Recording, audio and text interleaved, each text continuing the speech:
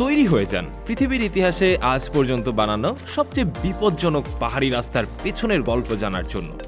মাটি থেকে কয়েক হাজার ফুট উপরে অক্সিজেনের অভাবে যেখানে নিঃশ্বাস নিতে হিমশিম খেতে হয়, সেখানে আস্ত এক একটা পাহাড় কেটে বানানো হচ্ছে শত শত কিলোমিটার রাস্তা, যেখানে এক ফোঁটা ভুল ক্যালকুলেশন মানে কয়েকশো কোটি টাকার মেশিন আর হাজারো শ্রমিকের প্রাণ এক নিমিষেই নিশ্চিহ্ন হয়ে যাওয়া।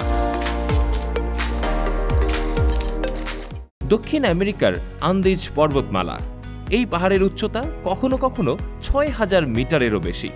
এত উচ্চতায় বাতাস এতটাই পাতলা যে মানুষের ঠিকমতো শ্বাস নিতে কষ্ট হয়। সেই সাথে ডিজেল চালিত ইঞ্জিনও এখানে ঠিকমতো কাজ করে না, তাই মেশিনগুলো যেন এখানে এসে হাঁপাতে থাকে। এক কথায়, এমন পরিবেশে দাঁড়িয়ে রাস্তা বানানো মানে প্রকৃতির সঙ্গে সরাসরি যুদ্ধ ঘোষণা করা। তবে আন্দিজ অঞ্চলে রাস্তা বানানোর খরচের বড় অংশই রাস্তার উপর খরচ হয় না, খরচ হয় পাহাড় কাটতে, ঢাল শক্ত করতে আর ভূমিধস ঠেকাতে। তাই এই এলাকায় রাস্তা বানানোর পুরো প্রক্রিয়াটি কয়েকটি ধাপে ভাগ করা হয়। প্রথম ধাপ হলো পাহাড়ের খাড়া ঢাল কেটে রাস্তা বের করা, আর দ্বিতীয় ধাপ যখন পাহাড় আর কাটার জায়গা থাকে না, তখন সরাসরি পাহাড়ের ভেতর দিয়ে টানেল বা সুড়ঙ্গ তৈরি করা। শুরুতেই ইঞ্জিনিয়াররা পাহাড়ের গায়ে লেজার আর জিপিএস দিয়ে রাস্তার সেন্টার লাইন মার্ক করেন। এরপর সেই লাইনের উপর নির্দিষ্ট দূরত্বে ড্রিল করে বিস্ফোরক বসানো হয়। তবে বিস্ফোরণ ঘটিয়ে এলোমেলোভাবে পাহাড় উড়িয়ে দিলেই হবে না, বরং প্রতিটা গর্ত, প্রতিটা বিস্ফোরক সবকিছুর পরিমাণ আগেই হিসাব করা থাকে। কারণ সামান্য ভুল হলে পুরো পাহাড়ের ভারসাম্য নষ্ট হয়ে পুরো পাহাড়টাই ধসে পড়তে পারে। বিস্ফোরণের পর পাথরের পাহাড় বৃষ্টির মতো নিচের দিকে পড়তে থাকে। ঠিক তখনই এক্সকাভেটর ঢুকে সেই ভাঙা পাথর সরাতে শুরু করে।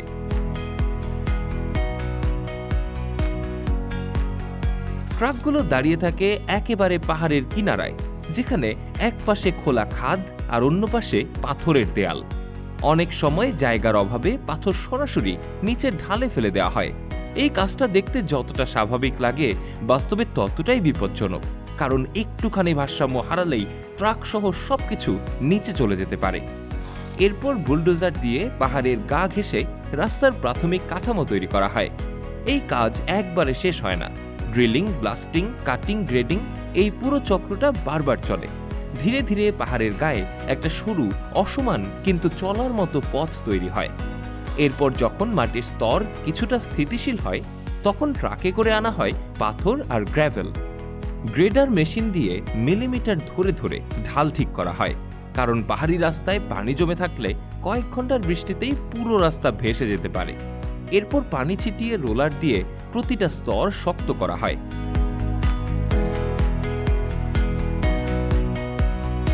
কিন্তু যেখানে বড় বড় মেশিন পৌঁছাতে পারে না, সেখানে কর্মীরা নিজের জীবনের ঝুঁকি নিয়ে হাতে চালিত ছোট মেশিন দিয়েই কাজগুলো করেন। এরপর শ্রমিকরা সেফটি হার্নেস পরে খারাপ পাহাড়ের গায়ে ঝুলে পড়ে। তাদের মাথার উপর কয়েকশো মিটার খোলা আকাশ, নিচে হাজার মিটার খাদ। তো এভাবে ঝুলে তারা পাথরের যে অংশগুলো বাইরে বেরিয়ে থাকে, সেগুলো ড্রিল দিয়ে কেটে ফেলে। এই কাজটা করতে গিয়ে একজন মানুষ শুধু নিজের জীবন নয়, নিচে তৈরি হওয়া পুরো রাস্তার নিরাপত্তা নিজের হাতে ধরে রাখে। কারণ এই পাথরগুলো পাহাড়ের গায়ে থেকে গেলে পরবর্তীতে রাস্তায় চলাচল করা গাড়ির জন্য তা বড়সড় বিপদের কারণ হতে পারে। সবশেষে পাহাড়ের গা ঢেকে দেওয়া হয় স্টিলের জাল দিয়ে। এই জাল আলগা পাথরগুলোকে আটকে রাখে, যাতে ভবিষ্যতে পাহাড়ি রাস্তা ধরে বাস কিংবা ট্রাক নিশ্চিন্তে চলাচল করতে পারে। এরপর শুরু হয় রাস্তা জুড়ে পিচ বিছানোর কাজ। গরম পিচ যদি সময় মতো না বসে, তাহলে সেটা ফেটে যাবে। তাই সঠিক তাপমাত্রায় সঠিক সময়ে পিচগুলো একেবারে পারফেক্টভাবে রাস্তায় বসাতে হয়। গরম ধোয়া ওঠা কালো পিচ যখন পাহাড়ের বাঁকে বাঁকে ছড়িয়ে পড়ে, তখন উপর থেকে দেখলে মনে হয় পাহাড়ের গায়ে কেউ যেন একটা বিশাল কালো ফিতে জড়িয়ে দিয়েছে। তবে সব জায়গায় পাহাড় কেটে রাস্তা বানানো যায় না। কিছু জায়গায় পাহাড় প্রায় 90 ডিগ্রি খাড়া থাকে, বা এমন সিচুয়েশন আসে যেখানে পাহাড়ের উপরে রাস্তা বানানো সম্ভব নয়। ঠিক সেখানেই তখন রাস্তা বানাতে হয় পাহাড়ের গায়ে ঝুলিয়ে। এই পদ্ধতিতে এক একটা কংক্রিটের স্ল্যাব বসানো মানেই যেন বিশাল এক ধাঁধা মেলানো।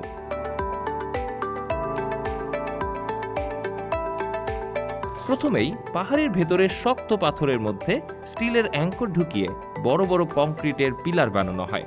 এই পিলারগুলোই পুরো রাস্তার ওজনটা বহন করে। এরপর আগেই তৈরি করা রোড ডেকের অংশগুলো ক্রেন দিয়ে ঝুলিয়ে এনে বসানো হয়। দেখে মনে হয় পুরো রাস্তাটাই যেন মাঝ আকাশে ঝুলে আছে। কিন্তু যখন পাহাড় কাটা বা খুঁটি বসানো কোনোটাই সম্ভব না হয়, তখন ইঞ্জিনিয়াররা বেছে নেন সবচেয়ে কঠিন পথ, টানেলিং বা পাহাড়ের পেট চিরে সুড়ঙ্গ বানানো। কিন্তু সুড়ঙ্গের ভেতর কাজ করা মানে এক জীবন্ত কবরের ভেতর কাজ করা। সেখানে পর্যাপ্ত অক্সিজেন নেই, আছে শুধু গরম আর ধুলোবালি। তাই কাজ শুরুর আগেই কয়েকশো মিটার লম্বা ভেন্টিলেশন শ্যাফট বা বাতাস চলাচলের পথ তৈরি করা হয়। এটা অনেকটা প্রজেক্টর ফুসফুসের মতো কাজ করে। এবার পরিচয় করিয়ে দেই ইঞ্জিনিয়ারিং এর এক বিস্ময়, টানেল বোরিং মেশিন বা টিবিএম এর সাথে। একে বলা হয় আধুনিক যুগের দানব। এটি লম্বায় প্রায় 100 মিটার, যা প্রায় একটি 30 তলা বিল্ডিং এর সমান, আর ওজন প্রায় 3000 টনেরও বেশি। এই মেশিন যেন ধীরে ধীরে পাহাড় চিবিয়ে খায়। এই মেশিনের সামনের অংশে থাকে ডায়মন্ডের মতো শক্ত সংকর ধাতুর তৈরি কাটার হেড। এটি 500 টন শক্তি দিয়ে পাহাড়ের পাথর পিষে গুঁড়ো করে ফেলে। এভাবে কাজ করতে করতে এটি প্রতি আধা ঘন্টায় মাত্র 1 মিটার আগায়। তাই এই মেশিনের কাজ চলে দিনের পর দিন, মাসের পর মাস। তবে টানেল খুললেই কাজ শেষ নয়, এরপর চলে আসল পরীক্ষা। ইঞ্জিনিয়াররা ড্রিল মেশিনের বদলে এবার নিয়ে আসেন আধুনিক সব সেন্সর। 8K ক্যামেরা আর আল্ট্রাসাউন্ড দিয়ে পরীক্ষা করা হয় সুড়ঙ্গের দেয়ালে চুলের মতো চিকন কোনো ফাটল আছে কিনা। কারণ পাহাড়ের উপরের কোটি কোটি টনের চাপ যদি এই সুড়ঙ্গ সহ্য করতে না পারে, তবে সব শেষ। পাহাড়ের খাড়া ঢালে ঝুলে থাকা থেকে শুরু করে পাহাড়ের হৃৎপিণ্ড ফুটো করা, এই পুরো প্রক্রিয়াটি শুধু ইঞ্জিনিয়ারিং নয়, এটি মানুষের হার না মানার গল্প। এই রাস্তাটা যেন শুধু পিচ আর কংক্রিটের কোনো কাঠামো নয়, এটি মানুষের জেদ আর বুদ্ধির এক বিজয় স্তম্ভ। এই আন্দিজ পর্বতের এই নুয়েভা কারাটেরা সেন্ট্রাল চালু হওয়ার ফলে 8 ঘন্টা পথ এখন মাত্র 45 মিনিটে নেমে এসেছে। যেখানে একসময় কোনো গাড়ি চলাচল করতো না, আজ সেখানে 12,000 গাড়ি অনায়াসে চলাচল করে। প্রকৃতি যত কঠিনই হোক, মানুষ যেন বারবার প্রমাণ করেছে অসম্ভব বলে কিছুই নেই। তো কখনো সৌভাগ্য হলে আপনি কি এমন ভয়ঙ্কর সুন্দর রাস্তায় গাড়ি চালাতে চাইবেন? কমেন্টে জানান আপনার মতামত।